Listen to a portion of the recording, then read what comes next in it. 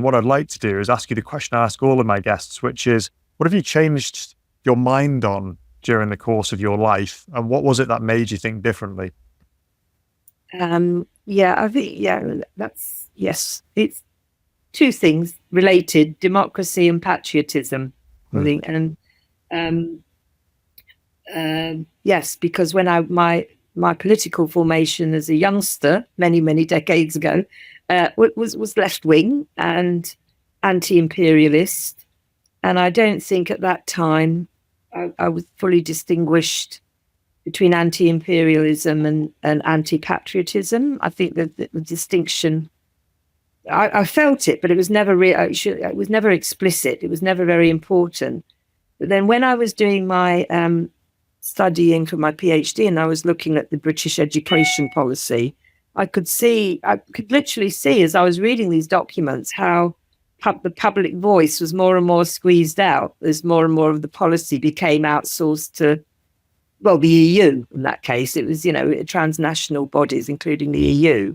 And then Brexit came, and that was why I thought the Brexit referendum was so important. And then I did the thing that no academic should do if they want to last in academia, which luckily I didn't. I stood for the Brexit Party, and going out talking to people really brought home in a very visceral way how important democracy was, how much common sense most people have, spontaneous, not academic, but just common sense. You intuitively get to ideas and values and attitudes that you believe in yourself, but I would articulate them in a sort of prissy, often long-winded academese, which I'm trying to train myself out of.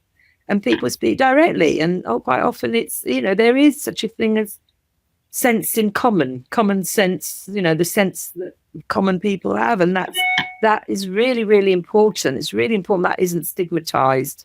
It's really important that gets a hearing, and I think all of us in our different ways are trying to ensure that happens. So all more power to us. Well, you stole my line. I was about to say more power to you, Alka. And in an age where democracy is certainly being squeezed by people who don't necessarily want to let the concerns of many be acted upon and governed in that spirit, and also in an age where people take any vote against what is the preferred route by those who typically hold the levers of power as being the product of them being misinformed. There's been a misinformation campaign. They couldn't have possibly thought of this themselves. Yeah, we're all so thick, it's just, yes. Unbelievable, really unbelievable. And just quickly to say, the patriotism is really linked to that, because, a love of country is, if you don't love your country, then how can you possibly love any, it's common sense thing is, if you don't love yourself, how can you love anyone else?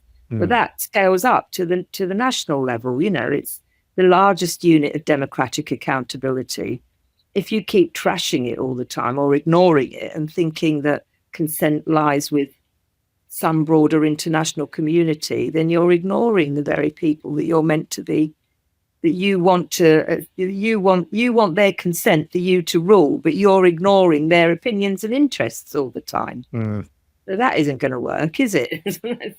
Yeah, your point there about having patriotic mindset, it brings to mind a couple of things. Firstly, a former guest, Lionel Shriver, writes for The Spectator, amongst other things. She made the point that she grew up very anti-patriotic, and now in this age, she almost sees that it's a bit too dangerous to be anti-patriotic now, given that is the modus operandi of most people. Because, and I suppose to channel Yuval Noah Harari, who I'm not a huge fan of, and actually he stands for things that I don't necessarily stand for, but he makes the point that nationalism doesn't have to be a dirty word. In fact, nationalism expands the realm of empathy that you feel for people that don't live in the same town as you, that might not even look the same as you. And so this idea of trying to unite under the flag,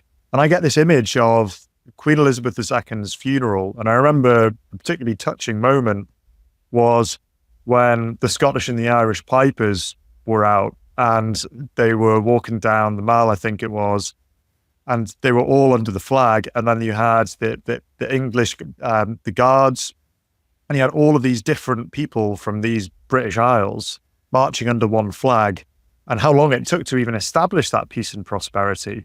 And this takes us all the way back to the start, really, Alka, this idea of why you need to repudiate any of this year zero stuff.